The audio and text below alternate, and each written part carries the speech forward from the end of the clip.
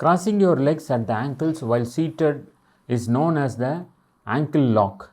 This body language or non-verbal communication could mean you are holding back, uncertain, or fearful, making it common in interview situations. And ladies, if you want to appeal to men, cross your legs at the knees. Ankle to ankle leg cross. If you sit with your leg crossed, ankle over knee, you are confident and dominant, says driver. Crossing your legs at the ankles while seated is known as the ankle lock. This body language or non-verbal communication could mean you are holding back, uncertain, or fearful, making it common in interview situations. Repetitive tapping or wagging of the foot is an indication of impatience, boredom, or nervousness. The redundant foot movements are said to reflect a latent desire to run away.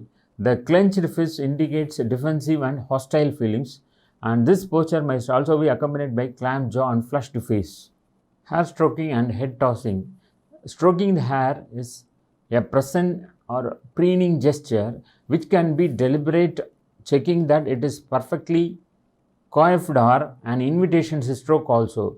Playing with the hair is particularly flirtatious and invites you other person to do this for you. The do's in a body language. Walk confidently. So the walk itself is a clear indication how confident you are while entering into a hall, and with what briskness or the speed that you maintain to ensure that you are showing your posture in such a manner that whether you are confident or not. Deliver a firm handshake. So as discussed in previous points or session, so deliver a firm handshake which should be like a win-win situation. And sit up straight. So if it is an interview, it's always better to sit up straight. And so watch your stance. A forward head or a flat back is a poor posture as far as standing posture is concerned. A good posture is balanced upright posture is a good posture. Almost it's like 90 degrees. And a poor posture is forward head, sway back, and rounded shoulders and weak abdominal muscles. So all these things are poor postures. So keep an eye contact. So that is very important as far as a professional body language is concerned.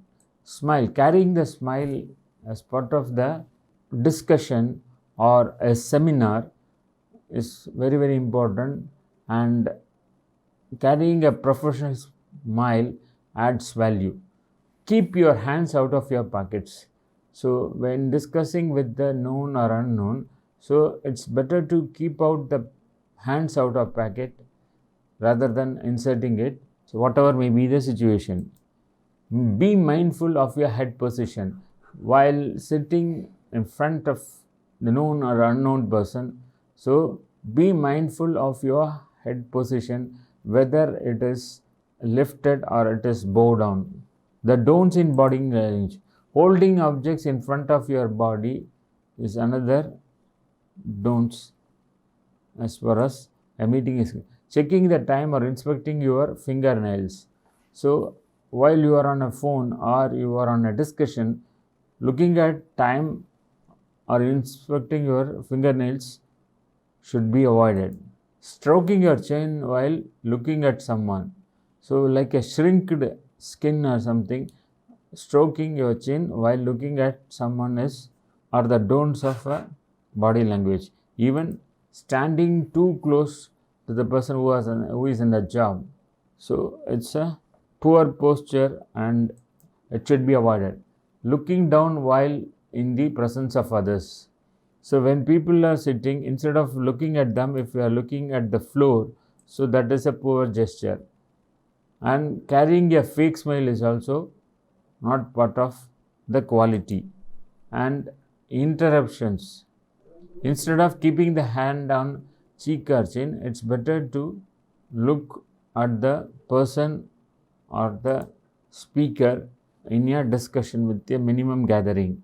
So crossing your arms in a closed way, it is not acceptable, and in an open manner, it is accepted.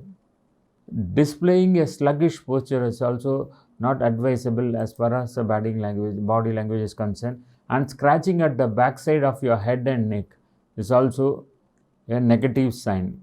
Slouching your shoulders is also another point, and standing with your hands crossed over your genitals and smiling excessively. So, too much of smile in a discussion is also not advisable, and being emotionally over expressive should be avoided as far as the body language is concerned. Last but not the least, nodding the head too much is also not required, or which will express a negative sign and not a positive sign. Even having a delicate handshake shows the disinterest or fear in the minds of the person who handshakes. Staring too much at one person is also a negative point of body language or a professional body language. Slouching at your desk or in a meeting. Slouching too much at your desk or in a meeting is not advisable, and it is not part of the body language. Exaggerated gestures. Too much of gestures or exaggerated body is not part of the body language.